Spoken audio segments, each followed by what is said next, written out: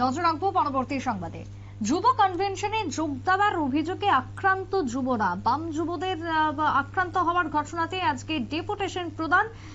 ইতিমধ্যেই মোহনপুরে deputation SDPO মোহনপুরের নিকট 6 জানুয়ারির ঘটনা ছিল। বামুটিয়া বিধানসভার কালীবাজার স্থিত সিপিএম দলীয় কার্যালয়ে বাম যুব সংগঠনের মোহনপুর মহকুমার কনভেনশন অনুষ্ঠিত হয়। আর এই কনভেনশনে যোগদানের অভিযোগে আহত হয়েছেন, আক্রান্ত হয়েছেন পড়ুয়ারা দুষ্কৃতীদের হাতে। এই অভিযোগকে সামনে রেখে আজকে ডেপুটেশন সিপিএম এর পক্ষ থেকে। যদিও এই প্রসঙ্গে ঠিক কি বক্তব্য উঠে এসেছে বামুটিয়ার বিধায়ক নয়ন সরকারের, শুনুন।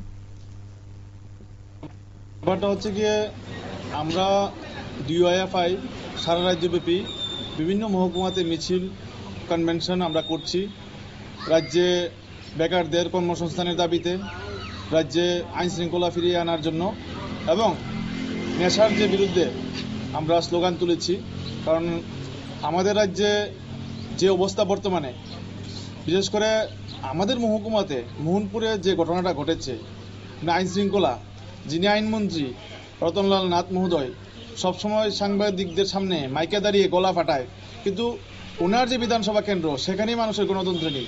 মানুষরা তারা কি অন্যায় করেছে?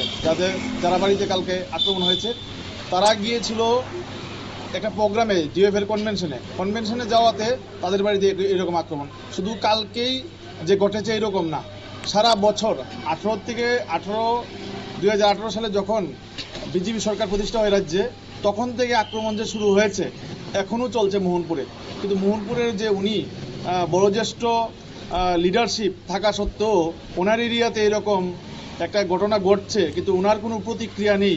ওনার বিধানসভা এলাকার মানুষ এরকমভাবে মার খাচ্ছে, মাফিয়া রাজত্ব মোহনপুরে কায়েম করে রেখেছে, ওনার কোনো বক্তব্য নেই। তো তার জন্য আমরা ধিক্কার জানাই। আমরা তার জন্য ডিএফ এবং পার্টি যৌথভাবে আমরা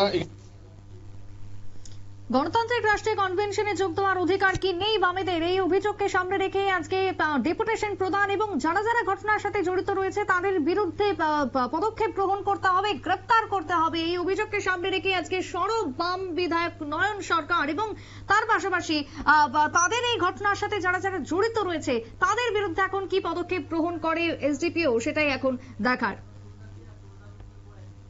ছোট্ট একটা বিরতি নিয়ে নেব, ফিরে আসবো বিরতির পর, সঙ্গে থাকুন।